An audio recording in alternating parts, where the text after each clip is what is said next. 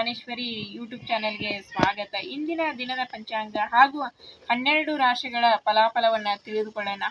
ಸಮಸ್ತ ನಾಡಿನ ಜನತೆಗೆ ಶ್ರೀ ಅತಿಥಿ ದೇವಿ ಹಾಗೂ ನನ್ನ ತಂದೆ ಸಮಾನರಾಗಿರ್ತಕ್ಕಂಥ ಮಲೈ ಮಾದೇಶ್ವರನ ಕೃಪಾ ಕಟಾಕ್ಷ ಸದಾ ಯಾವತ್ತೂ ನಿಮ್ಮ ಮೇಲೆ ಇರಲಿ ಬಂಧುಗಳೇ, ಈ ದಿನ ತಾರೀಕು 25/5/2025 ರವಿವಾರ, ಉತ್ತರಾಯಣ, ವಸಂತ ಋತು, ಶ್ರೀ ವಿಶ್ವವಸು ನಾಮ ಸಂವತ್ಸರದ ವೈಶಾಖ ಮಾಸದ ಕೃಷ್ಣ ಪಕ್ಷದ ತ್ರಯೋದಶಿ ಈ ದಿನ ಅಶ್ವಿನಿ ನಕ್ಷತ್ರ, ಮಧ್ಯಾಹ್ನ ಮೇಲೆ ಮಹಾನಕ್ಷತ್ರ ಉದಯ ಆಗುತ್ತೆ, ರೋಹಿಣಿ ನಕ್ಷತ್ರ. ಈ ರೋಹಿಣಿ ನಕ್ಷತ್ರ ಅಂತಕ್ಕಂಥದ್ದು ಮುಂದಿನ ಭಾಗದಲ್ಲಿ ತಿಳಿಸ್ತೀನಿ. ಶುಭ ಕಾಲ ಬಂದು ಈ ದಿನ 7:30ರಿಂದ 9 ಗಂಟೆವರೆಗೂ, ಮಧ್ಯಾಹ್ನ 1:30ರಿಂದ 3 ಗಂಟೆವರೆಗೂ ಒಳ್ಳೆಯ ಶುಭ ಕಾಲವಿದೆ. ಆ ಕಾಲದಲ್ಲಿ ನೀವು ಒಳ್ಳೊಳ್ಳೆ ಕೆಲಸಗಳನ್ನು ಮಾಡ್ಕೊಂಬಿಡಿ. 12 ರಾಶಿಯವರಿಗೆ ಯಾವ್ಯಾವ ರೀತಿ ಫಲ ಇದೆ ನೋಡೋಣ ಬನ್ನಿ. ಮೊದಲಿಗೆ ಆದಿತ್ಯಾದಿ ನವಗ್ರಹಗಳನ್ನು ಮನಸ್ಸಿನಲ್ಲಿ ಪ್ರಾರ್ಥನೆ ಮಾಡುತ್ತಾ, ನಮ ಸೂರ್ಯಾಯ ಚಂದ್ರಾಯ ಮಂಗಳಾಯ ಚ ಬುಧ ಶುಕ್ರ ಶನಿ ಬೇಶ್ಚ ರಾಹುವೇ ಕೇತುವೇ ನಮಃ. ಗುರು ಬ್ರಹ್ಮ ಗುರು ವಿಷ್ಣು ಗುರುದೇವೋ ಮಹೇಶ್ವರ ಗುರು ಸಾಕ್ಷಾತ್ ಪರಬ್ರಹ್ಮ ತಸ್ಮೈ ಶ್ರೀ ಗುರುವೇ ನಮಃ. ಗುರುವೇ ಸರ್ವಲೋಕಾನಾಂ ಬಿಜಸೆ ಭವರೋಗಿಣಾಂ ನಿಧೇಯೇ ಸರ್ವವಿದ್ಯಾನಾಂ ಶ್ರೀ ದಕ್ಷಿಣಾಮೂರ್ತಯೇ ನಮೋ ನಮಃ. ಆ ಗುರುವನ್ನು ಮನಸ್ಸಿನಲ್ಲಿ ಪ್ರಾರ್ಥನೆ ಮಾಡುತ್ತಾ ನನ್ನ ಪರಮೇಶ್ವರನ ಸ್ವರೂಪನಾಗಿರ್ತಕ್ಕಂಥ ಸೂರ್ಯನಾರಾಯಣನನ್ನು ಒಂದು ಸಲ ಜಪವನ್ನು ಮಾಡೋಣ.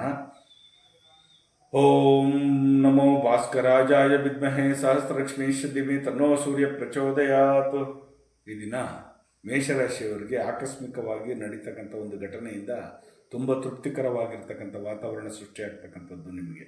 ವೃಷಭ ರಾಶಿಯವರಿಗೆ ಬೇರೆಯವರಿಗೆ ಪ್ರೀತಿ ಪ್ರೇಮದಿಂದ ಕೂಡಿರ್ತೀರಿ, ಸಂತೋಷದಿಂದ ಲವಲವಿಕೆಯಾಗಿರ್ತೀರಿ.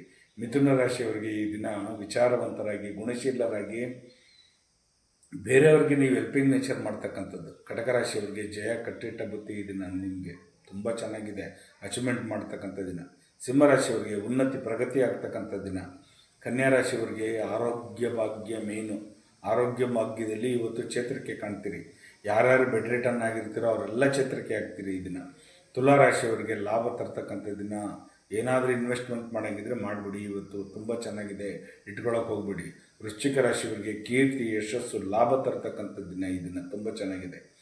ಧನುಷು ರಾಶಿಯವರಿಗಂತೂ ಈ ದಿನ ಸುಖಕರವಾಗಿರ್ತಕ್ಕಂಥದ್ದು, ಏನೋ ಆನಂದದಾಯಕ ಉಲ್ಲಾಸದಾಯಕವಾಗಿರ್ತಕ್ಕಂಥ ದಿನ ಈ ದಿನ. ಮಕರ ರಾಶಿಯವರಿಗೆ ಶಾಂತಿ ಸಮಾಧಾನದಿಂದ ಕೂಡಿರ್ತೀರಿ ಈ ದಿನ. ಯಾಕೆಂದರೆ ಶನಿಯ ಒಂದು ಪ್ರಭಾವ ಇರುವುದಿಲ್ಲ ನಿಮಗೆ, ಆದ್ದರಿಂದ ಗುರು ಉಚ್ಚ ಸ್ಥಾನದಲ್ಲಿರ್ತಕ್ಕಂಥದ್ದು, ಸ್ವಲ್ಪ ಮನಸ್ಸಿಗೆ ಸಮಾಧಾನ ಇರ್ತಕ್ಕಂಥದ್ದು.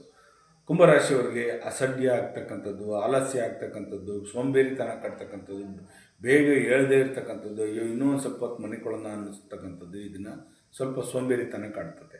ಮೀನರಾಶಿಯವರಿಗೆ ಈ ದಿನ ಕಟ್ಟಿಟ್ಟ ಬುತ್ತಿ ನಿಮಗೆ ಯಶಸ್ಸು ಕೀರ್ತಿ ಲಾಭ ಈ ಮೂರನ್ನೂ ಸಿಗ್ತಕ್ಕಂಥ ದಿನ ಈ ದಿನ ತುಂಬ ಚೆನ್ನಾಗಿದೆ. ಹೀಗೆ 12 ರಾಶಿಗಳಿಗೆ ಫಲಾಫಲಗಳುಂಟು.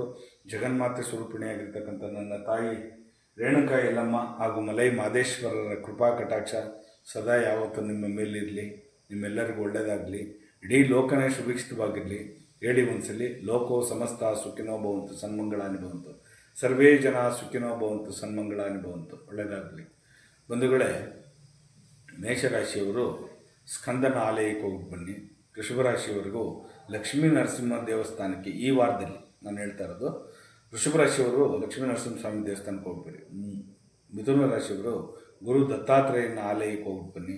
ಕಟಕ ರಾಶಿಯವರು ಎಲ್ಲಾದರೂ ಶಿವನ ದೇವಸ್ಥಾನಕ್ಕೆ ಹೋಗಿ ಬನ್ನಿ. ಸಿಂಹರಾಶಿಯವರು ಗ್ರಾಮ ದೇವತೆ ಇರತಕ್ಕಂಥ ಮಾರಮ್ಮನಿಗೆ ದರ್ಶನ ಮಾಡಿ ಈ ವಾರದಲ್ಲಿ.